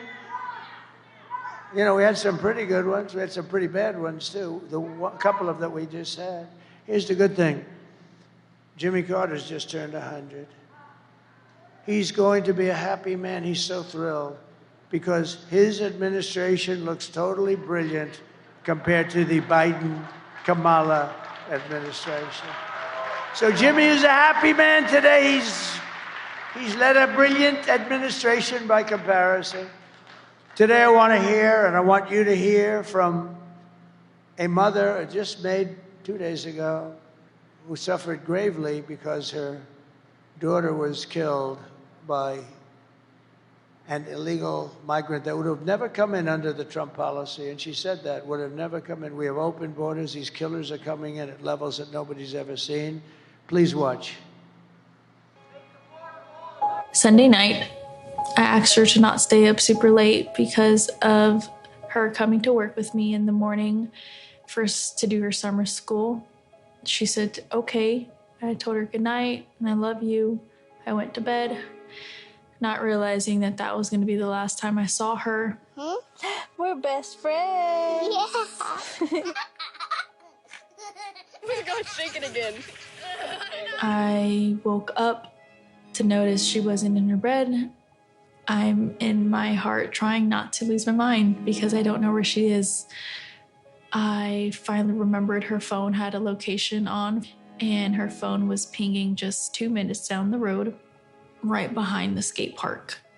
I start driving to the direction the phone was being pinged at and I see a couple cop cars with lights on. I see yellow tape. And immediately my heart drops and sinks to the bottom of my stomach. My daughter's hands and ankles were both bound. She was strangled to death, left with no pants. And I know in my heart, she fought incredibly hard. She was not going down without a fight.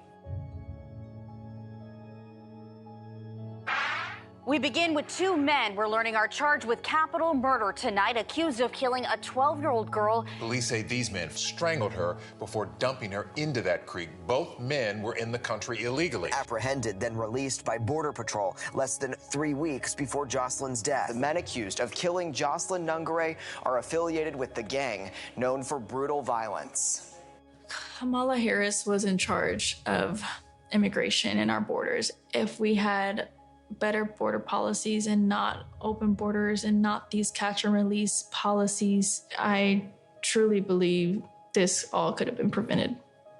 Under her being vice president of this country, my daughter's life was ripped away from her. She had her entire life ahead of her. Happy birthday, dear Jocelyn. My daughter is 6 feet in the ground based off of policies that she allowed to keep.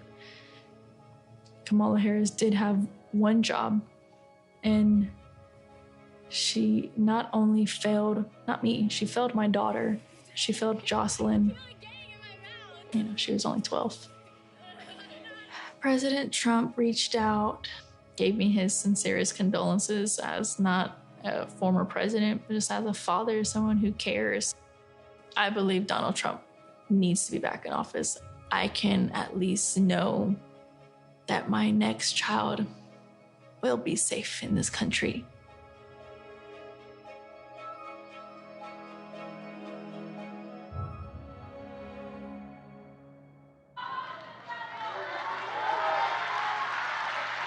That's what we're allowing into our country. The day I take the oath of office, the migrant invasion ends and the restoration of our country begins.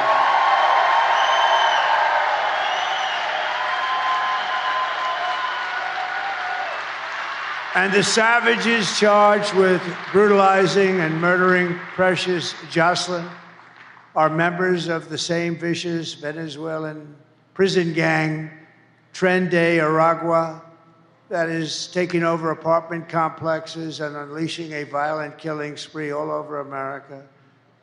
You probably read in Aurora, Colorado, and I think Colorado's got to vote for Trump because what's happening in Colorado is unbelievable. They're taking over the state. The radical left governor has no idea what to do. The United States is now an occupied country, but it will soon be an occupied country no longer.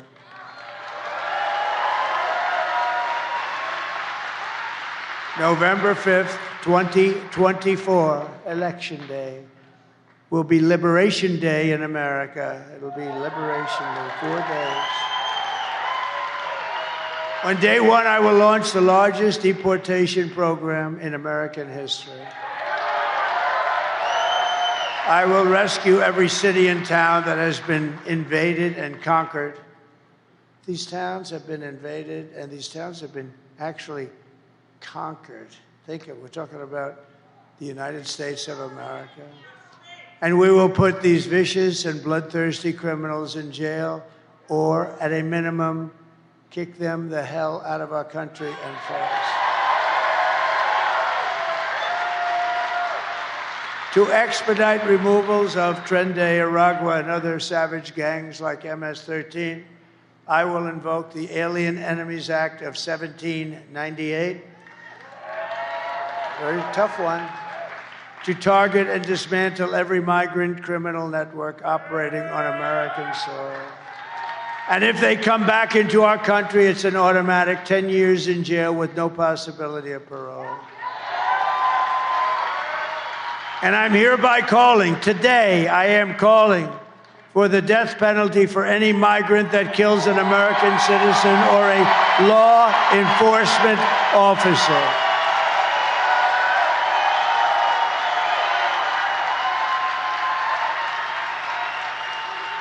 And I will immediately ban all sanctuary cities in the United States of America. They're sanctuaries for criminals.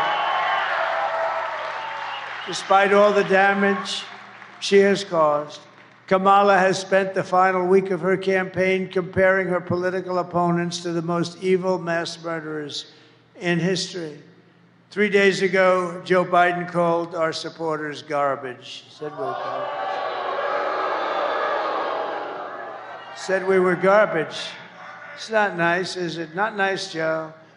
It was so bad that the White House stenographer was ordered to change the transcript. That's like 60 Minutes taking out the answer to a question. Did you see that we sued 60 Minutes and CBS yesterday? But the stenographers who were honest and they reported it, they were told to not put down what he said, put down a different answer. They couldn't do it because it's fraud. That's not what they heard. My response to Joe and Kamala is simple. You can't lead America if you don't love Americans. You can't.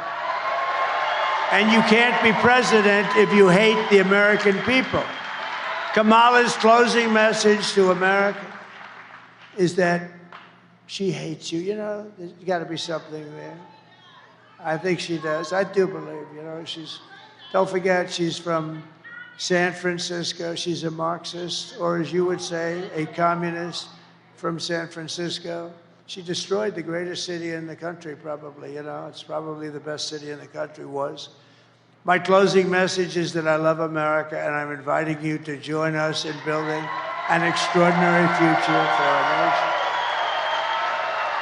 My oath of office is an oath of allegiance to you, the American people, and I'm asking for your vote, but I want you to know that whether or not you vote for me, when I win, I will fight for you with every breath in my body. I will.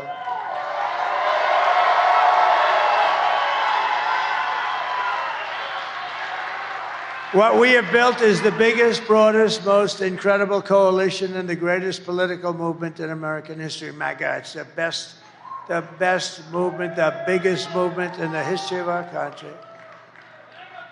I told Joe, I said, Joe, it means make America great again. It's okay, Joe. We're seeing historic levels of support among blacks, Hispanics, and Asians, Jews, Catholics, evangelicals, and Mormons. They're all joining our cause in larger numbers than ever before.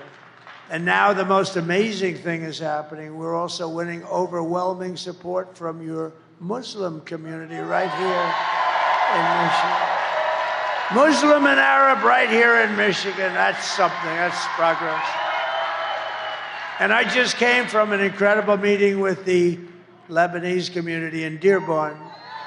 Last week I was honored to be endorsed by a group of some of the most important imams and Muslim leaders in your state. And I'm also grateful to the mayors of Dearborn Heights. Bill Brazzi, Bill Brazzi, where's Bill? Hello, Bill. Thank you very much for being here. Thank you. And the mayor of Hamtramck, Dr. Amir Galeb. Doctor, thank you very much, Mr. Mayor. They're great people. Many Muslim and Arab Americans are friends and family living in the Middle East, and Kamala is campaigning with warmongers like Liz Cheney. How do you think that is? They want to get the Arab American vote. They want to get the Muslim votes. So she picks Liz Cheney, whose father virtually destroyed the Middle East, right? I don't think it's working out too well. You know, it's interesting. If you give, Liz Cheney, she talks big, oh, I want war. She always wants war. Every time I was with her in the White House, we should attack this nation, that nation, nations that people never even heard of, we should attack. She's a big tough guy, she's a big tough one. She's a tough one. But if you gave Liz Cheney a gun and put her into battle facing the other side with guns pointing at her, she wouldn't have the courage or the strength or the stamina to even look the enemy in the eye. She wouldn't have. She sits back in Washington, oh, we ought to go and attack Iran, Iraq. We're going to attack everybody. That's why I broke up with her. All she wanted to do is go to war with everybody. Because she, like Kamala, is a stupid person. It's easy for her to say she wants to start wars from the comfort of her nice home or her father's lavish home that he got from killing a big portion of the Middle East. You know that, right? He headed up a company that was a big company, a big beneficiary of the wars. These war hawks, they want to draft your kids to die in wars, and they will never fight themselves. Liz Cheney wouldn't fight. I'll go with her. I'll go to the Middle East. I'll go wherever she wants, and we'll fight. She doesn't have the guts to fight. She's all talk and no action. She lost her seat for Congress from a great state. I love that state. I won that state by like 50 points or some crazy number. And she lost to a very good woman who ran against her, Harriet. How good is Harriet? So Liz Cheney lost by almost 40 points. It's the biggest defeat in the history of the United States Congress. No other congressperson lost by that much. She lost by almost 40 points. Never seen anything like it. If Kamala wins, only death and destruction await, because she is the candidate of endless wars. I am the candidate of peace. I am peace. People don't believe that. I am peace.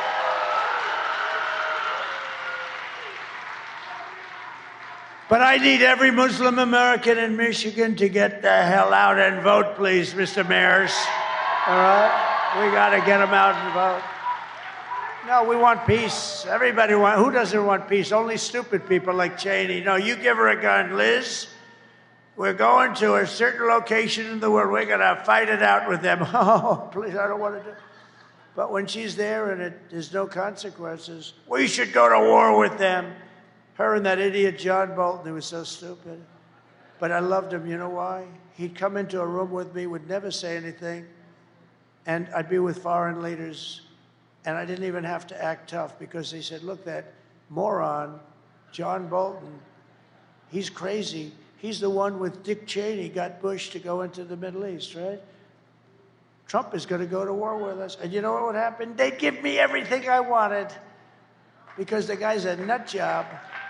Kamala Harris's campaign is in total free fall. You see that. The press hates to admit it. You know, I guess they want to hold it. Well, I don't want to be too cute with these statements. I want to be a little careful because you got to still get out and vote. But if you get out and vote, we're going to win this thing in records that nobody's ever seen before. You got to get out. Harry, get up and vote. You're coming with me, Harry. Get the hell out of that sofa, Harry. But I'm watching the game. Get out, Harry. Let's go. We're going to vote for the president. And he votes. And you know what? Harry will feel much better. He's going to feel much better. Because everyone can see that she's totally unqualified to be the president of the United States. And she is. Everything Kamala says is a lie. I watched her yesterday. Such lies. Her entire campaign is one hoax and slander after another. But the more they lie, the more they smear, and the more they tell untruths. We have to go out and we have to get to vote. No, she'll say everything. Trump will never frack. Oh, really? Trump will never drill. Oh, really? I'll drill the first day we're going to start drilling. Going to make our country rich. Everything she said, oh, Trump will end Social Security. No, I'm the one that didn't end it for 4 years. She's the one that's going to force its ending because of millions of people. Look, we gave you a stat before, all the jobs that are leaving, but we gave you a stat. And what did that stat say? It said that all of our jobs are being taken by the migrants that come into our country illegally. And many of those migrants happen to be criminals. And some of them happen to be murderers. And they're taking the jobs away from the black population, and so far, to a lesser extent, from the Hispanic population. But that will change, too.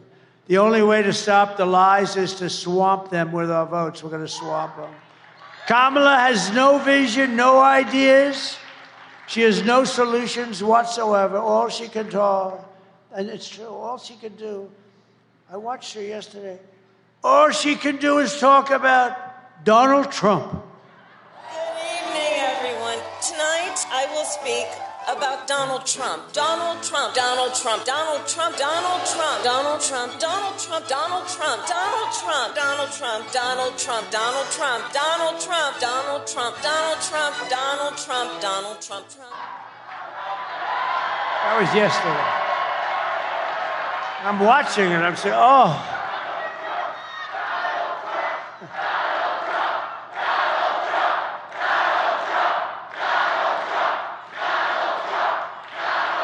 Thank you. No, I was watching yesterday. Trump did. Why the hell didn't she fix this stuff? I mean, now she's saying, I'm going to do this or that or this. There are some people who thrive under pressure, and there are some people who crack under pressure. And the more pressure Kamala has, the more pressure that Kamala has, the worse she's crumbled. I watched her 2 days ago. She's exhausted. I mean, I've been doing 62 days without a day off, and I am inspired, actually. Crazy, right? I'm actually inspired. I don't know, maybe I shouldn't be, but I am. She's so rattled and frightened that she couldn't even do an interview with a great guy named Joe Rogan. Couldn't do it. And if she can't handle an interview, she sure as hell can't handle President Xi, can she? She can't handle President Xi of China.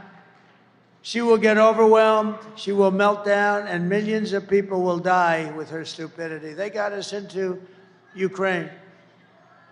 We should have never gone into Ukraine. If I was president, you would have never gone into Ukraine.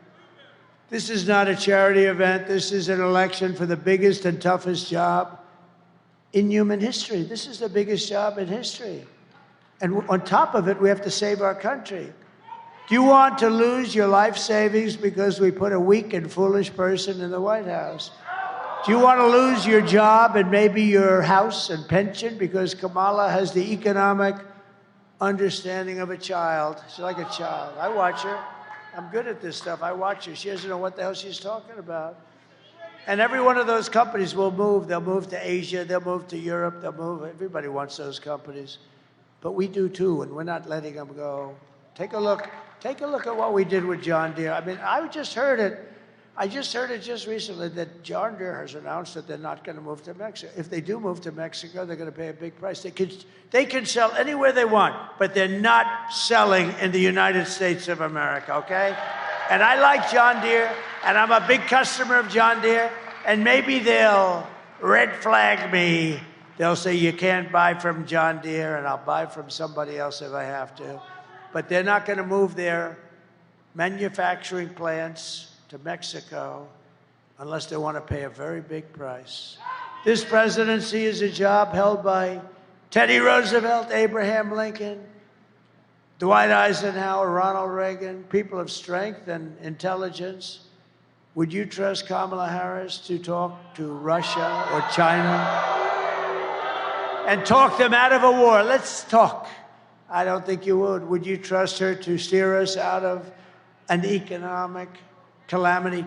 She has put us into, and we are right now, we had the lowest job numbers I think I've ever heard. I've never heard of 12,000 jobs, John, have you? I don't think so. We've done this for a long time.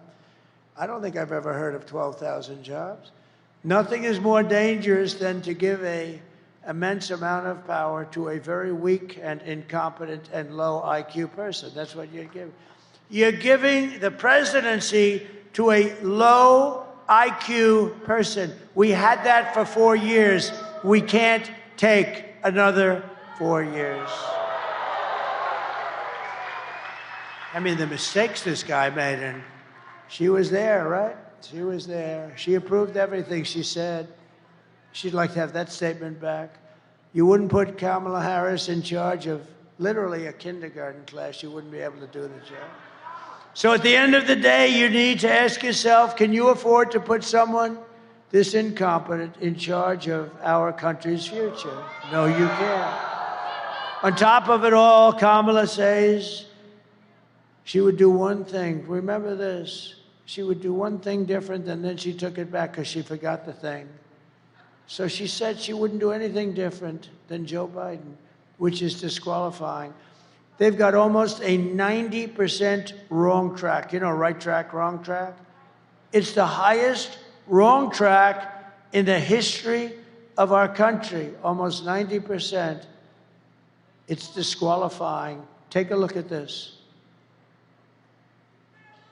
Would you have done something differently than President Biden during the past 4 years? There is not a thing that comes to mind. I stood there on the tarmac watching you check your watch. The chaotic and deadly U.S. evacuation from Afghanistan stunned Americans and the world and cost the lives of 13 U.S. soldiers. Would you have done something differently? There is not a thing that comes to mind. More than 13,000 illegal immigrants convicted of murder have been caught at the border and then released into the United States. An Afghan national is in custody today after being accused of plotting an election day terrorist attack. The suspect entered the U.S. on a special immigrant visa. Gut-wrenching new details in the murder of Georgia nursing student Laken Riley. The illegal immigrant suspect, who cops say committed the heinous murder, is a Venezuelan national who crossed the unsecured southern border back in 2022. Two men investigators say are in the country illegally from Venezuela are charged with capital murder in the death of Jocelyn Nungaray. A fifth illegal immigrant accused of attacking two New York City police officers over the weekend showed no remorse or regret. Would you have done something differently? There is not a thing that comes to mind. Only 18% say the economy is in excellent or good condition. US inflation has hit a new 40-year high, increasing by 9.1% over the financial year. Authorities saying Train de Aragua, which has been linked with more than 100 criminal investigations here in the U.S., has now been found operating its criminal enterprise in apartment complexes. Were you the last person in the room? Yes.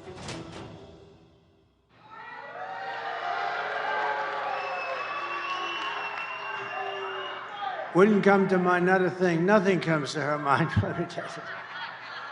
It wasn't so much that nothing comes to her mind, because she's stupid.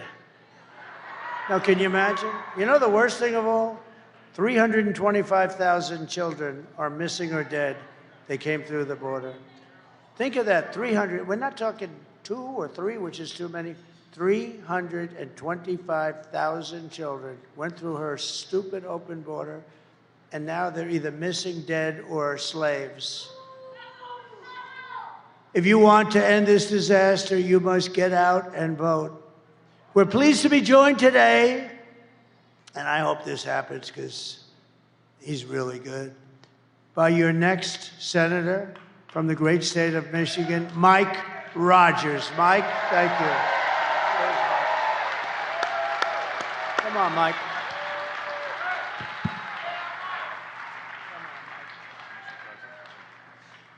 Well, thank you, Mr. President, for a couple of things. First of all, standing up for manufacturing in Michigan. That's exciting.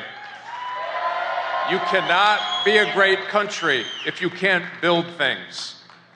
Donald J. Trump understands that for our state and our nation. For that, I thank you. I tell you, the biggest endorsement, we should be able to drop the mic and be done. Tells you everything you need to know. As the president said, he got Customs or the Border Patrol Agents Association endorsement. Kamala Harris got the IRS agents endorsement. Do we need to say any more than that? And I just want to say a quick thing. Thank you, Mr. President, and I look forward to working with you to close this border. I met with a group, and they're called Fentanyl Fathers, and it's parents who have lost children to fentanyl poisoning. 3,000 of our Michigan citizens died last year because of fentanyl poisoning that came across our southern border. I look forward to not only closing the border, but putting those cartels on the terrorist list and make sure that they are held accountable for the deaths that they're bringing to our communities. And we're also going to hold accountable China for the precursors that they're sending there on purpose to kill our children in Michigan and around the country. We can do it, but the only way that we're going to do that is having Donald J. Trump reelected as the 47th President of the United States of America. So I'm going to extend an invitation to you, Mr. President, right here, right now. We're going to both win because we're going to get out and work as hard as we can the next few days. And we're going to take a couple of those plastic fold-up chairs, and we're going to sit outside of the majority leader's office in the Senate. I'm buying the popcorn, and we're going to watch Chuck Schumer schlep out of that office and down the hall so that we can make America great again. Thank you for what you're doing. Thank you for your energy, Mr. President.